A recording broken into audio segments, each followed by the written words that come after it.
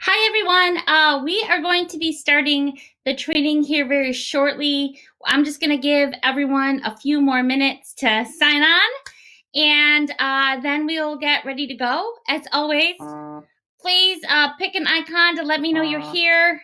Find the attendee chat room. I will be periodically looking in there for any questions you may have during the training, any comments, any thoughts. You can also use on the top of your screen attendance questions. I usually check those two places throughout. So hold on tight. Let's just give our last minute people a few more times. And also, we will be giving everyone a copy of this presentation after so you can rewatch it. I know I get that question throughout, so I'm sure I'll remind everyone a few times. So just hang on tight. Let's give a few more seconds and we should be good to go. Oh, where do you pick an icon? I believe it's on the left-hand side. There are different, like there's a smiley face and thumbs up, thumbs down. So you can pick it over there. So hopefully that is helpful. And also, please let me know, if you're a candidate running for office or you have any specific questions or any other trainings you'd like to have. We're building more of our training fleet out for the 2021 year. So love to have all of that. So, and let me know what state you're from too. That's helpful. Okay, I'm going to turn this off. I'll be back in just a couple of minutes.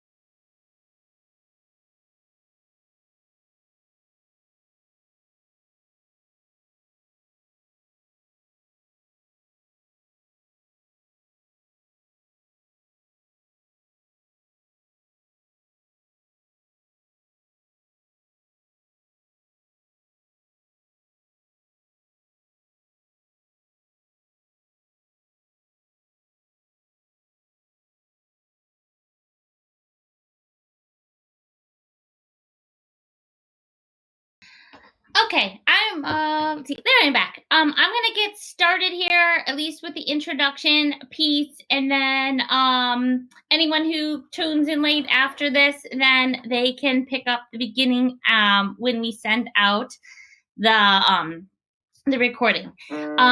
First of all, welcome. Thank you all for attending. This is a brand new training for us in our rebranding series. Last year we picked a theme.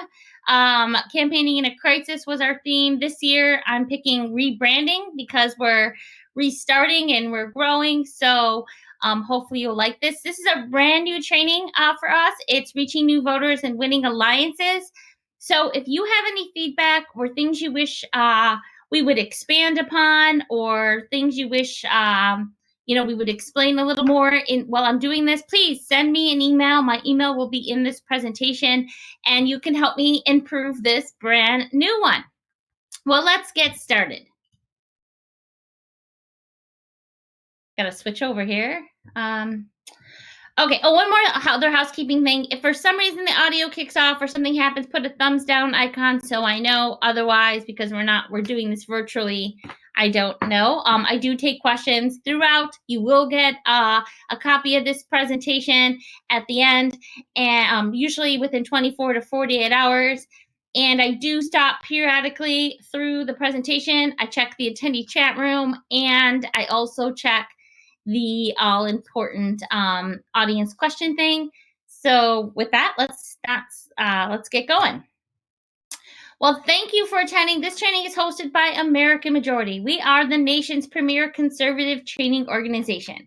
We are a 501c3 organization, and we train people continually during election years, during non-election years, because why? We believe meaningful, lasting political change starts not in Washington, D.C., but actually in your local communities at the state and the local level, where most government spending and decisions occur, and policy things. And you know that's true in your own life.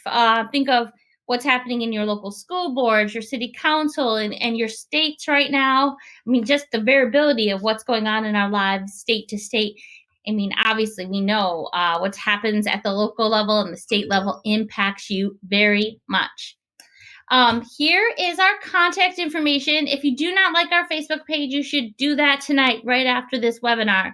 Get on our Facebook. We post lots of stuff. We also have 3 main offices, but we travel around the country. So if you're ever interested in us hosting a training near you and you want to help us pull one off, please feel free to outreach to me or anyone on our American Majority team. We have an office in Minnesota, Wisconsin, and Virginia. We're all active on Twitter. And if you like this training or have any comments, you can use the hashtag AMTrain. And always visit our website. Okay, so everybody should know this. There's only one point to an election, right? That's winning.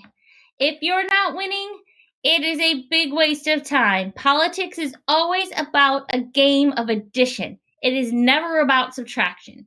You never want to plan your campaign or your advocacy effort or your political engagement about, I don't want those people included. That's never, never, never how it works. Politics is always about who can get to 50% plus one or more, or can you hold your ground or build on that over a long course of time. But you always want to gain people, and you always want to advance the ball, even if it's by a tiniest little bit. Elections are always about growth, right? Number one. What do I mean by that? Well, like look here. This is from the U.S. Census, and there'll be a new census map update at the end of this year, likely. But this is just, for example, population changes by state from 2016 to 2017. You can see the various growths across different parts of the country, right? So if you're building a campaign plan, doing any kind of political advocacy work, you can see how you operate, how you spend resources, how you deploy time is absolutely, dependent on, are you a growth or are you declining? Expanding your voter pool, again, is about addition. And I put a couple slides up just because I thought when I was doing some research in building this presentation, I thought it was interesting. So this one on the left is super interesting to me. This is in 2020. 1 in 10 eligible voters were from Generation Z. Those are individuals born after 1996. And you can see they went from 0 all the way up to about 10%. Where'd I go? There I am. I am, I don't want to admit this, but I will. I'm Generation X, right? And I'm hovering around 25%. My generation, people that are boomers, I mean, they went from just shy of 40% in the year 20 years ago to now they're down to 28%. Millennials are creeping up from, less than 5% up to 27% of the population. So you can see if you're doing any kind of advocacy, any kind of voting, any kind of campaigning, who your eligible voters are and people who are voting in the pool has to change to the tastes and the thoughts of the people who are going to be voting on election day, right? Here's another interesting slide that I thought. I just picked one from the state of Georgia. You can go to any kind of state and see the same kind of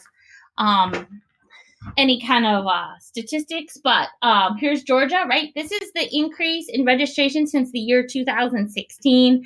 This one was by racial demographics.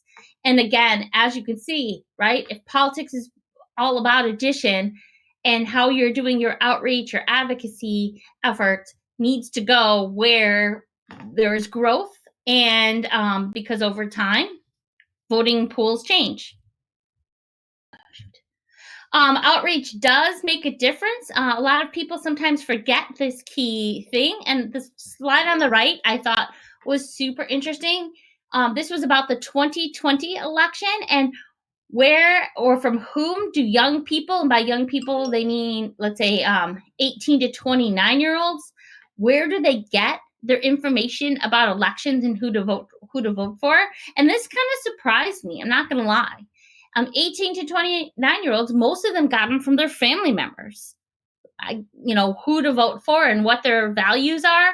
Friends or roommates was a big one. Coworkers at work. I would have thought it was YouTube or Instagram or Twitter, but those are definitely, important, but not necessarily the leading outreach effort.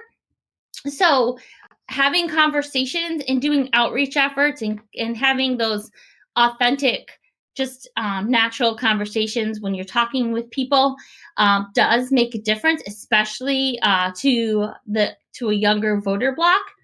And that's super important. And if we take a beat here, in life, we're told we can't ever talk about politics or religion.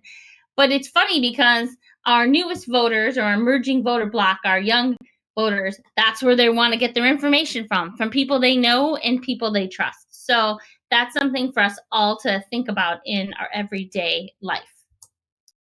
If you walk in a room and you're a candidate and everybody looks like you and everybody agrees with you and everybody sounds like you are absolutely in the wrong room if you're planning your outreach effort. And I see this all the time. I attend a lot of political events, political places where there's political dialogue or political groups that are out forming. And every single time I walk in, you do see a very same group of people in the room. Well, just know when that happens, that means that there is zero outreach effort happening here, and everyone's just in a social club, not in a political advocacy group. That's because that is always a big no. Everybody really, if you really want to make a difference and you really want to move the ball, we really have to start going to places where there are people that we can persuade to have a conversation with. And that's the point, right? If you don't regularly engage with people who may not agree with you, you might be missing out on changing a mind or two. So I can say both of these groups, right? Women on the left and women on the right, I can guarantee you that in either one of those speeches, whether they were listening to a Biden speech or listening to a Trump speech, everybody in that room made their mind up. Nobody's heart or mind got changed because everybody came into the room with their own set of thoughts. And the truth is, like those young people told us in that statistical study, where does it start? One person at a time. You having a conversation with one person might gain a new vote or change a mind or two. Because I think a lot of the times when we're doing outreach efforts, we forget the only point of why we do anything in an election is to win. Otherwise, like Trump said, it is one big, expensive waste of time. That was the greatest quote of all time, I will tell you, when I read that one time. So who is in the room, right? Before I jump to that, let's see if I have any questions on all that. I know I went through some of that really fast. Got some links here. Hi, Deborah. Hi, everyone. Looks like everyone's introducing each other. That is wonderful. All right. Okay. So who's in the room? Every event, every outreach effort, every effort we do should have a purpose, right? Before we even start it. Oops. Gotta go back over here. Right? How many times in politics are we just going through the motions and only doing what's comfortable? That happens all of the time. But that isn't why we should be doing things, because it really doesn't help us to advance. It isn't helping us add people to the table or an extra vote for a candidate, etc., etc., etc. We're just going through the motions. We're in a rut. So every single time that we're doing something, whether it's a campaign event, an outreach effort, we should have a checklist that we judge that event by. What is the purpose of the effort that we're doing? Who is likely to attend? Is it going to generate us new volunteers? Who's going to even find out about this event? What is the goal? Was it fun? Was it new? Was it dynamic? And then afterward, did we recap the event to say, did we move the ball or gain new people or do something? I was just in an event last Saturday, just for an example, and it was one of our typical conventions that we do in politics. And I remember years ago, that event might have had 200 people there. Maybe I'm exaggerating a little bit. Let's say 150. That event had 30 people this year. And I just really reflected with, number one, well, everybody could have had that event, any day of the week, because it's the same 30 people that talk to each other all of the time. There was maybe one new person in that entire event. And I can guarantee you that that one person that was there probably didn't have any meaningful interaction with the other 29 people that were there at all, because the 29 people in that event were all busy talking to themselves, catching up like it was a family reunion, other than this is a political event meant to gain and move the ball forward, right? So those are the kind of hard conversations that you have to have with yourself every single time you do something, whether you're a leader of an advocacy group or a local leader in your own community or a candidate running for office. Why are we doing it, and what's the purpose, and how are we going to gain new people? Because too often the why and the who are not even considered when we spend time, energy, and money and political capital doing events at all. Because again, why are we doing this? We're doing it to gain and win elections, right? If we know, again, to go back to my favorite slide in this whole thing, if we know certain demographics are decreasing and certain other demographics are rising, are we building events or outreach efforts to appeal to a decreasing voter share, or are we building events that will hit the rising shares, or at least the ones that are status quo? And how do we make it dynamic enough or interesting enough for the widest share of people so that we can add to our events, right? That's really important. And it's something that, again, we should really challenge ourselves about. Have we asked individuals, right? What do they want to hear about? What interests them, right? Are we willing to change how we do things to expand our outreach? And most importantly, this happens all of the time at political events, at least that I've seen, right? If someone walked into a meeting that nobody in the room knows, right, would they feel welcome or would they feel awkward? Is there designated people to go up to them, introduce them to others, make them feel comfortable? Or do we walk in and we see somebody that we don't recognize in the room and we already think, oh goodness, that might be a plant, or they might be, why are they here? I've never seen them before. Who could they be? And I don't know about you, but I sometimes fall into that category myself. We look at new people that show up to our things with a little bit of awkwardness, and that is not what should happen. It should be the reverse. That person should feel the most welcome whatsoever. So the why of what we're doing is so important. Yes, for those that are asking, this training is recorded and you will all get a link. You can watch it later. So new voters, right? We got to make connections and meet new people.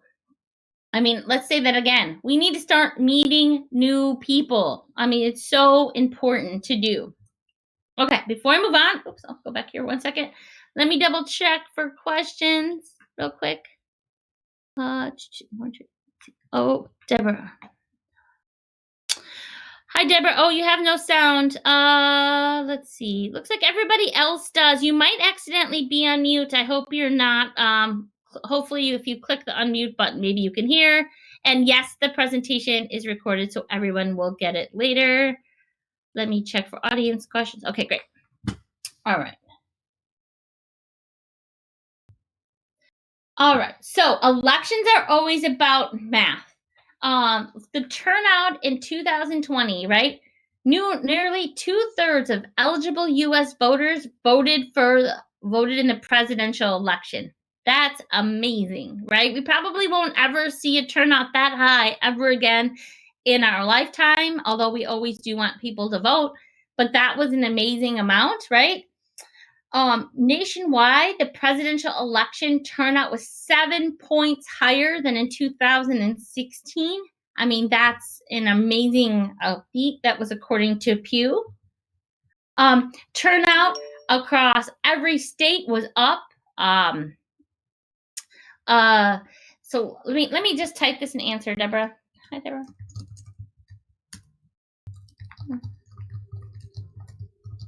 Mute. Let's see. Press.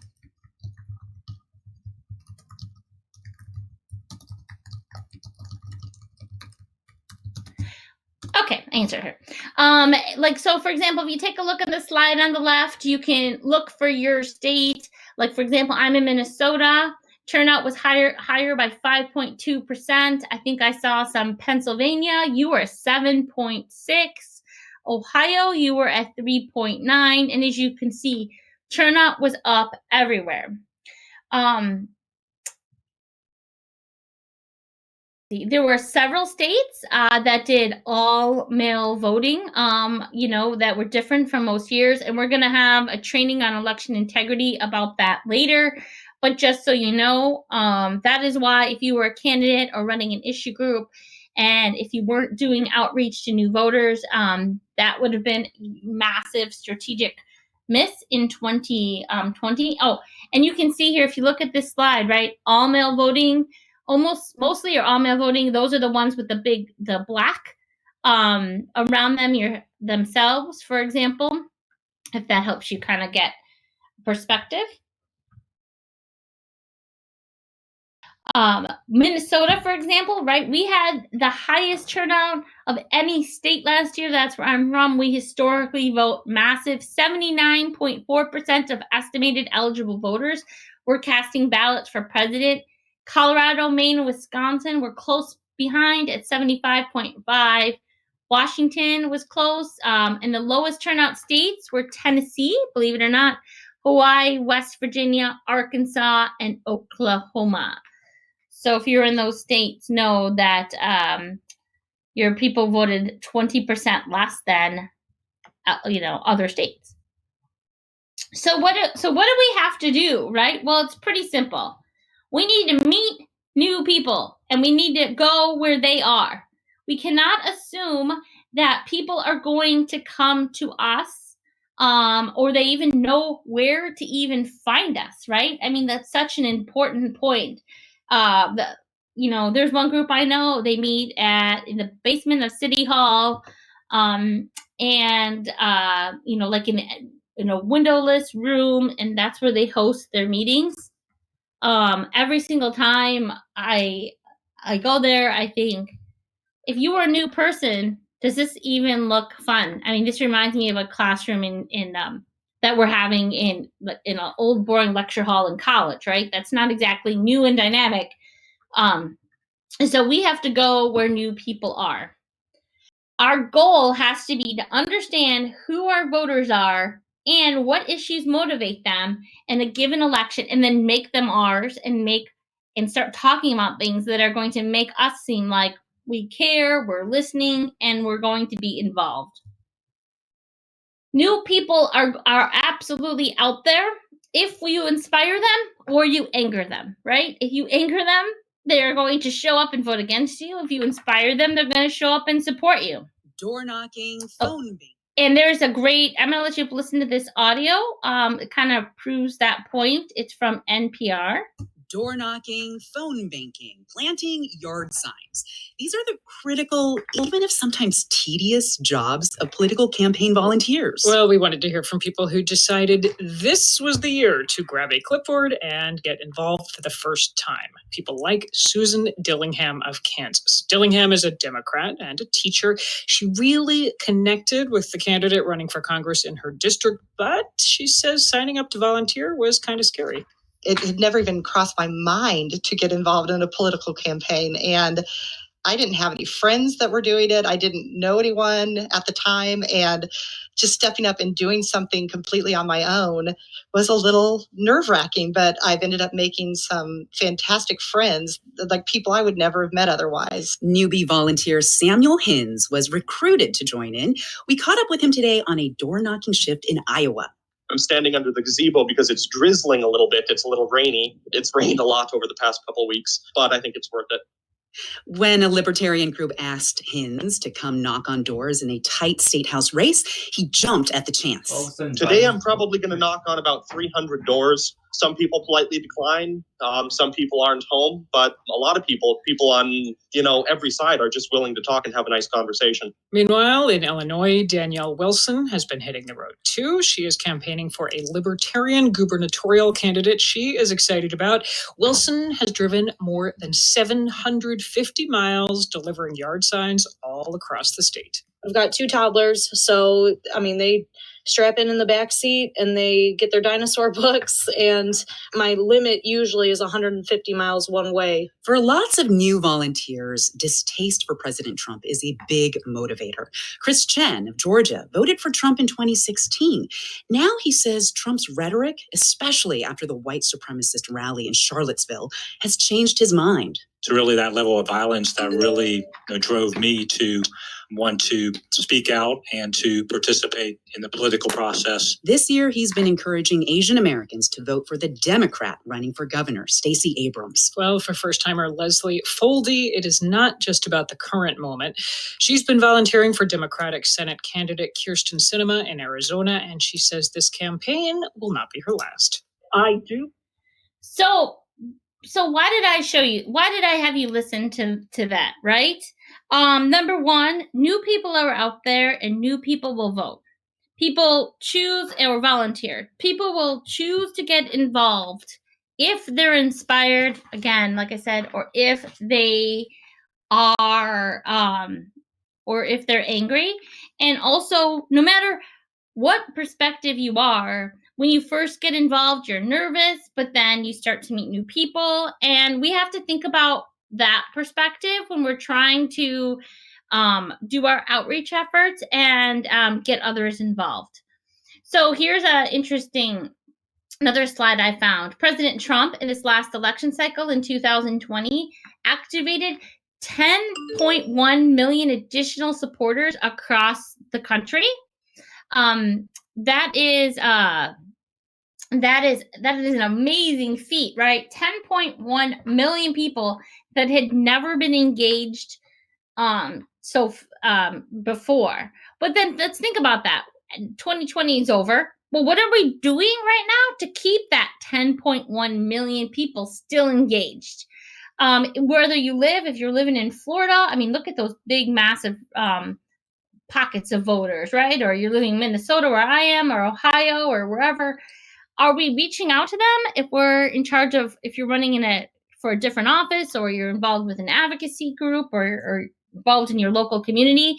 Are we identifying them? Are we calling them? Are we inviting them to our next meeting, or having socials or fun things to get them involved, or even inviting them to a Zoom get together if the local area that you're in can't get people involved?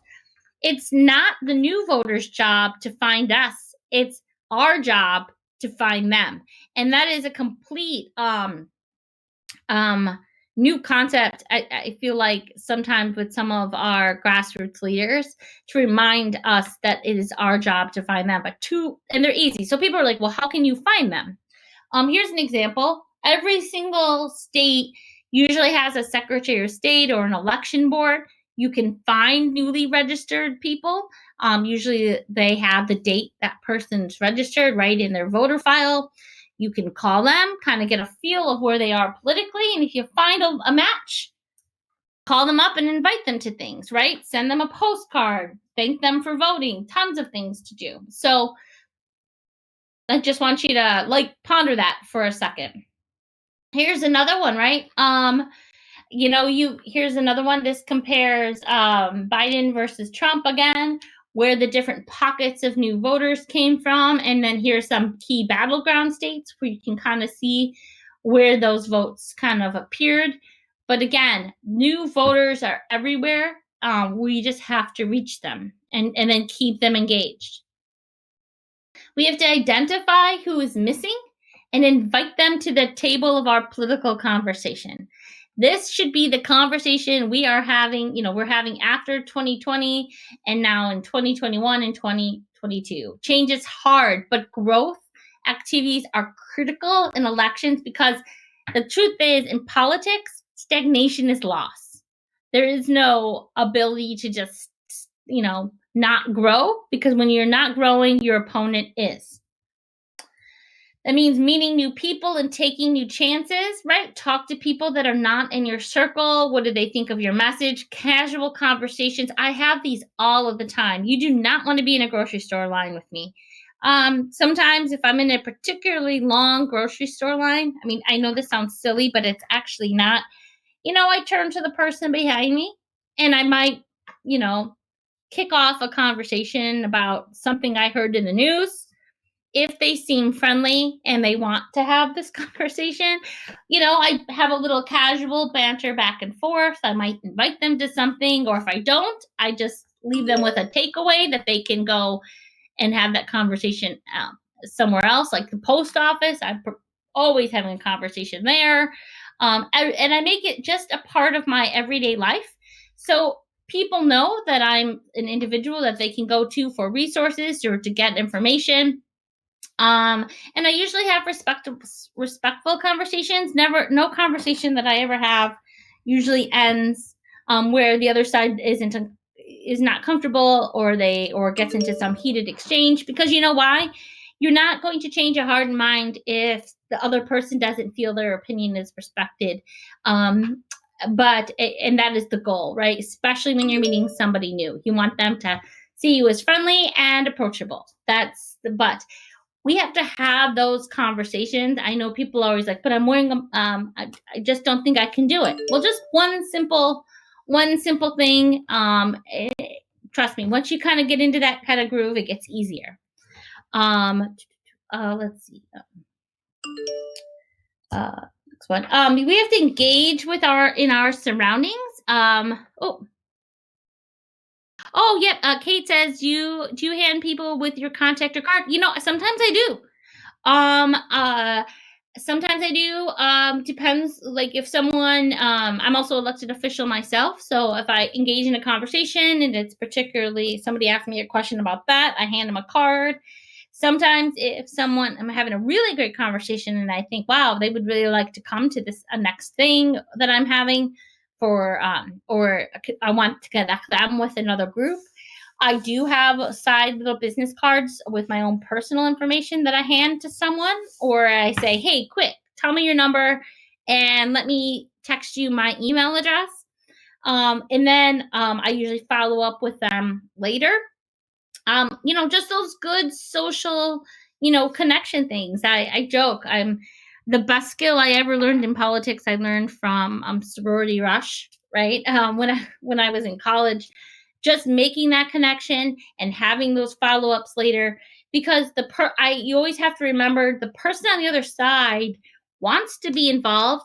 They just don't know how. So if you become that people connector, you're actually helping them, but then you're also helping yourself in the process, because if you invite someone new and get them to show up, they likely know others who you didn't even know existed, and then they can also then connect their people to you as well. So it's again an additive event. Engage with your surroundings and be entrepreneurial. Be opportunistic, right? If you see that there's a farmer's market in your local community, tag on to that event, right? Have a meetup, ask to have a table. That, all those little things can help you develop new opportunities where possible. And don't assume that people know your event even exists or even where to even find out information. Again, you should always have that mindset that, every event is a brand new event for someone. And then finally, you should also ask yourself, why did you get involved, and decide who is your audience? Is it college students? Is it that mom who's a stay-at-home mom, or a millennial, or a Gen Xer like myself, or a retired individual? Who is your audience, and what area are you working on? Don't make the problem or the issue so big that you're like, well, this is so overwhelming, right? Just pick one demographic and just say, in the next 6 months, we're going to figure out how we can find, 10 more people in this, bracket of people. We're going to outreach to them. We're going to have a little focus group, maybe meet them for coffee or a Zoom meeting or whatever. We're going to find out what topics interest them, and then we're going to market them. We're going to, maybe have a cool speaker. Maybe we're going to have a social meetup. Whatever we're going to do is going to be focused just on this one segment because we want to grow it. And make it super easy for people to volunteer, engage, or discuss with your organization. It all starts with doing something, because something is always better than doing nothing. And then the other things where, once you've identified who's missing and you focus on bringing them in, where do you find them, right? Churches, community groups, kid connections, volunteers, schools, coffee boards where you can post, a notice of an upcoming meeting, Nextdoor app where you can post, hey, we're having this meeting. We hope you can come. Everyone's invited. They're all around you. You just have to decide to focus and really make that a key part of your effort. So what we sometimes forget is sometimes you have to convince those you've lost to come back to your cause. And that also falls into the bucket of finding new people, right? Because if they've left you, getting them back is also an additive event. Re-earning votes is essentially finding those new votes. So here's an example. In 2020 versus 2016 versus 2020, and I'll just pop right through these slides super kind of quick. But as you can see, right, here's some huge differences in some votes, right? We lost women who are college graduates. Conservatives did, right? 18 to 29-year-olds, that huge new voting block that's emerging. And then the millennials, the 30 to 44-year-olds, we're struggling a little bit with that as well. So it's really, really, really important that all of your outreach effort, some of your outreach effort targets those groups and trying to earn them back.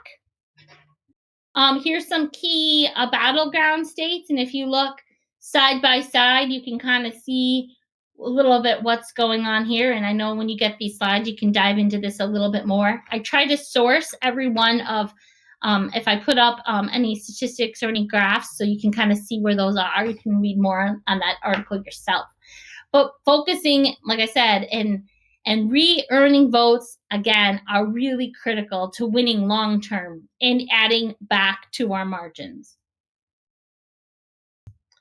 Alliances is something that are really important to politics, and a lot of us don't really spend a lot of time focusing on the strategic nature of that. So what is a strategic alliance? A political alliance, known as a coalition or voting bloc, is a cooperation of individuals with different interests who agree to work together for a common goal, either short-term or long-term. And why are strategic alliances super important in politics? Well, They give us insight into portions of the electorate, more contacts, and a larger pool of connections. We can share resources, money, time, effort, and volunteers. We have reduced risks of failure because we're sharing responsibilities. We can get new perspectives on old ideas. I mean, there's nothing like bringing new people in to kind of give you some suggestions on, well, why are you doing that? That's not going to resonate. And getting those perspectives is important. And again, it also gives us an opportunity to enhance our fundraising efforts, because if we're reaching new people, we can raise new money, right? That's very critical in politics. Who are potential partners? Well, other activist groups, larger organizations, lobby groups, PACs, depending what kind of organization you are, that makes a huge difference. Coalitions, right? Those are people that you might have a common interest with, common values, or find a common solution. And here's a great example. I found kind of an interview that talked about this. So I'll play this for you guys in 1 second. In New York City, a group of Black politicians has endorsed Fernando Ferrer for mayor. The Bronx Borough president is a Puerto Rican. By supporting Ferrer, the politicians hope to form a Black-Latino coalition to elect the city's first Hispanic mayor. Their endorsement is very different from what happened earlier this year in the Los Angeles mayor's race. Black voters there snubbed the Hispanic candidate. NPR's Philip Martin reports. On a recent afternoon in East Flatbush, Brooklyn, a drenching rain has sent pedestrians scurrying into the Afro-Caribbean shops here along Church Street. But Fernando Ferrer is still out shaking hands with those who braved the storm, and he's getting quite a reception. Fernando Ferrer. That's my mambo partner. That's right. She dances good. Do you dance the mambo? Yes, I do. And are you voting for Mr. Ferrer? Yes, I am. Why? I'm supporting him 100%. So is John Blue. Blue, a native of Guyana, has organized a reception next door at the Caribbean Social Club for Ferrer. Mr. Blue, a dark-skinned, white-bearded man who is literally colorblind, says Ferrer's ethnic background has nothing to do with his support. Well, I do not play the ethnic game. I see him as an able and competent man and not as a Latino or any other sort of ethnic connotation. But Bill Perkins says that ethnicity matters. Perkins, a city councilman from Harlem who is part of the group backing Ferrer, says the calculation was simple. With the 2000 census showing that Latinos now make up more than 27% of New York's population, up from 24% in 1990, Perkins says it's more important than ever that African-American politicians and voters form alliances with Spanish-speaking neighbors. So why did we have listen to that? Working together and forming alliances or coalitions is really, really, really critical, especially if you're a candidate. I do this all the time. I run for an office that sometimes I have to work together with people. I might work with a school board candidate because we're working in the same area. I might work with an issue group that wants to support me because I am sympathetic to their issue. And I might, work together with various people at various different times. An advocacy group or a local group might have similar needs to do that. But partnering helps us accomplish more and, again, reach people that we wouldn't have been able to reach if we had just been doing that advocacy effort alone. But it can also be a mistake sometimes, too. It's important before you get into an alliance or work together with a group to understand, does that organization get it? Like, what are your goals?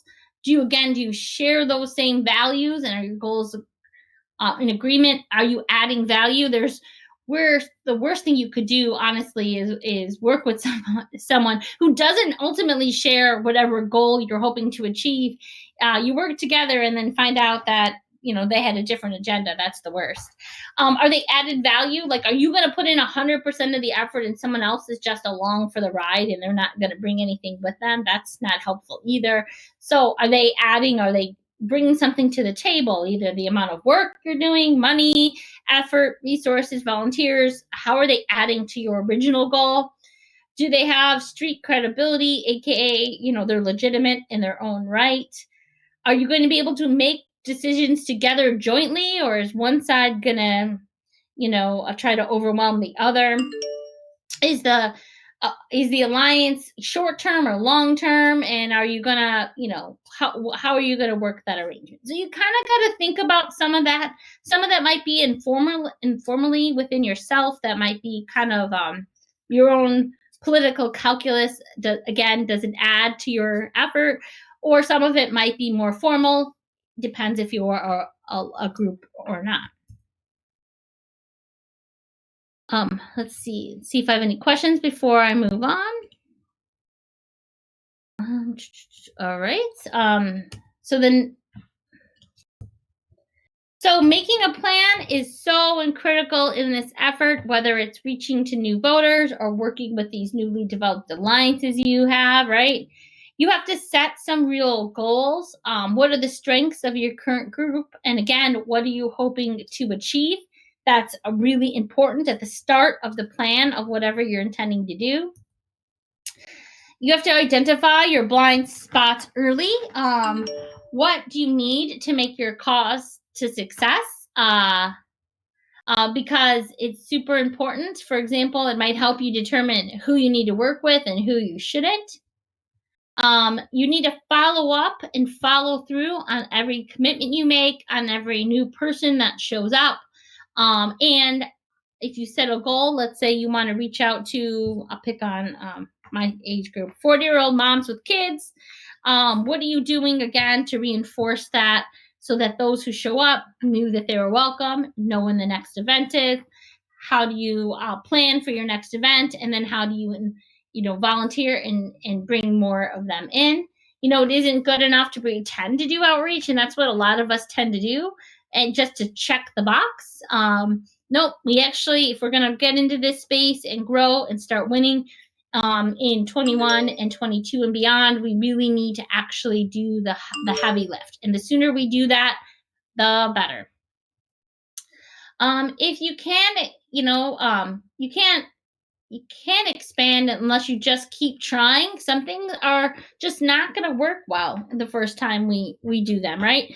Or something might go gangbusters, and then we never see the people again. And we had a few years back, we did a group that I'm involved with did this huge outreach event around childcare and childcare issues. That was a big thing in our state for a year. We had a huge meeting with 60 people. And obviously we were like, wow, this is great. I can't believe all these people showed up. And then we never saw them again. And part of that was probably the after connection. And then maybe we didn't have topics that interest those same people again. And we didn't really flush that out. But that's okay. You can learn from that and refresh after every outreach effort and work to try again and learn more and more.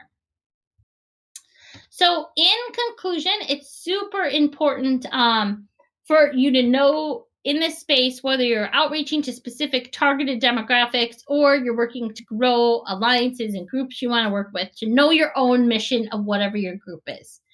Develop your goals, be strategic, right?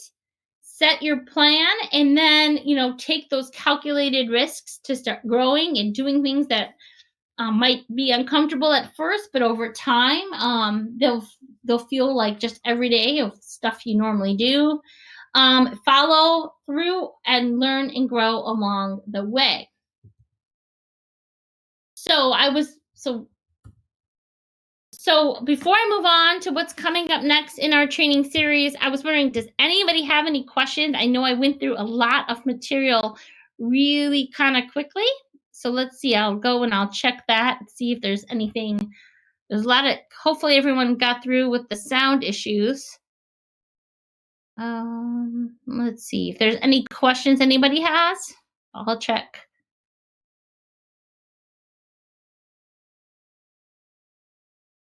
Okay. Robert said, yep, you can pull the voter file. It's public domain, and you can search the parameters. Yep. And that is a really great, that is something that I do periodically, and it is very helpful, especially if I'm trying to outreach to people. See if there's any questions. Doesn't look like I have any have any questions? Hope Deborah figures out her sound issues. Okay, so we have some trainings that are coming up, and hopefully some of them will interest you going forward. The first one is next 2 weeks. I'm doing one on fundraising. There is it's about it's the basics of fundraising. Some of it is on list building, so hopefully you'll enjoy that. And looks like I have another question. Let's see. Len says they have a lot of senior citizens in their area. Yep. Well, sometimes if you want to focus on getting some of their votes or bringing them in, one good idea is to do a survey of what topics they might like, and you could build a whole speaker series on that. And you would do that now when there's not an election, so that you build up interest and you build up loyalty, so that when it gets closer to the election cycle, then you can convert those people that are interested into volunteers for campaigns or causes later. That's just one simple idea. RJ says, don't you have to pay for voter records? Sometimes you do, but usually the cost is really low. For example, in the state of Minnesota, it's like $30 maybe. So it's usually not that expensive. Those are two, but usually if you're doing it for a group, maybe everyone throws in, $1 to help offset the cost, or somebody funds it, but usually it's usually not very much. So then this next. Kate, someone asked, do we have any reading lists? Yeah, Matt, our national political director, had a book list of his favorite books to read, and I will ask, and if so, maybe they'll post it up in the next email blast. So if you haven't signed up, go to our webpage, americanmajority.org, and sign up for that. Christopher says, in Florida, his is a penny per name here in Florida. That's not so bad. Kind of, again, if you live in your own town, right? Start small, start local. That's usually the best place to go. You can maybe pull a set of records for newly registered voters in your own town and send them a postcard, handwritten. Those people love that.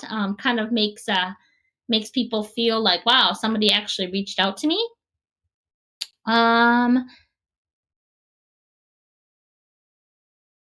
Okay, so Len said business expansion and fiscal responsibility is a winning issue, but taxpayers and some people, there's less of those.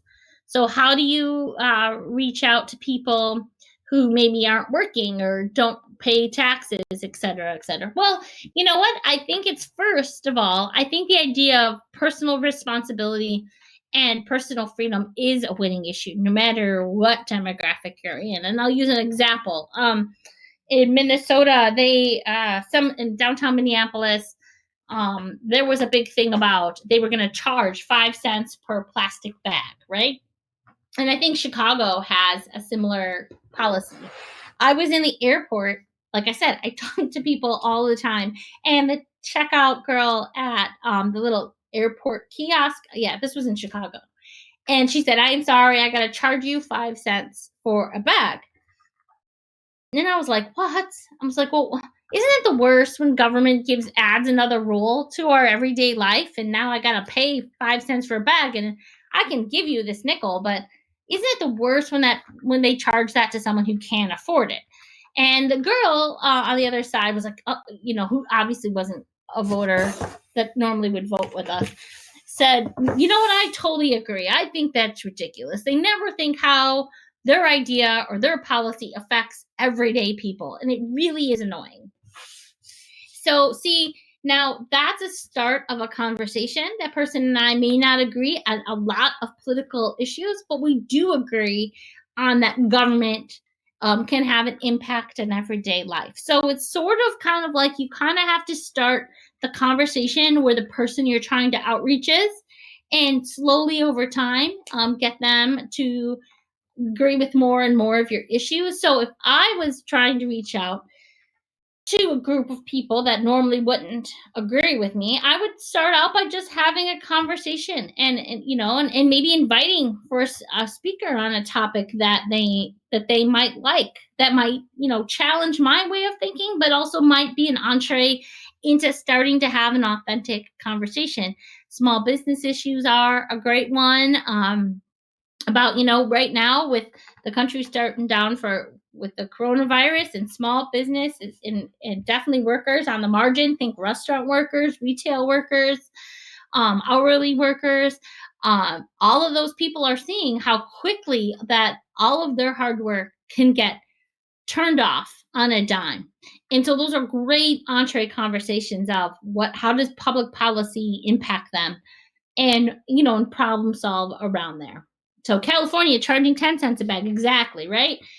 Those are 7 cents, Michelle, right? So all of those are, rather than have a theoretical discussion that doesn't really help people, having conversations that about real topics sometimes lead you into a bigger philosophical discussion.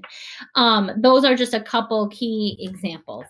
And again, that's where those alliance building things, like maybe your group tries to have a meeting with the hospitality industry and have a meeting about how do you do effective advocacy. For example, you might want to ask the hospitality industry if they're interested in partnering on just an educational training on how to do effective advocacy to your local leaders, because a lot of people don't know how to do that. They don't know how to make a public comment in a meeting. They don't know how to contact their state representative or their city council member or their school board member, right? Little things sometimes sort of help you make the introduction to your group. Okay. And we're going to do another training. So going back to the next set of training. So we're doing one on the 23rd on fundraising. That will be great. And then another one that's coming soon. We're going to do a big, huge training. See, we're building it. Doesn't even have a name yet of who's doing it. But we're going to do a big new training on election integrity and what that is and why and what to do. So keep watch out on our AmericanMajority.org training space, and you will be able to find out more about that. And please stay connected, right? We are on Facebook. We are on Twitter. You have my email. Please, or visit our website. If you wish us to have a new training, please let us know, and we're happy to schedule you one. Or if you have any questions, please contact us to learn more. And again, we always send out a copy of our webinars after the fact, so you will be able to watch it again if you are so desire. Well, wonderful. Well, thank you so much. And I really appreciate everyone coming to tonight's training. And again, thank you so much. And if there's any other last questions, I'll check one more time. And I will, great. Well, good. Well, if you have any questions, please let me know. And again, I'd appreciate any feedback. This is the first time I did this training. We just built this one brand new for you guys. So please give me some comments, feedback, things you'd like me to expand on. And I would appreciate it. Thanks, guys. And you have a lovely day.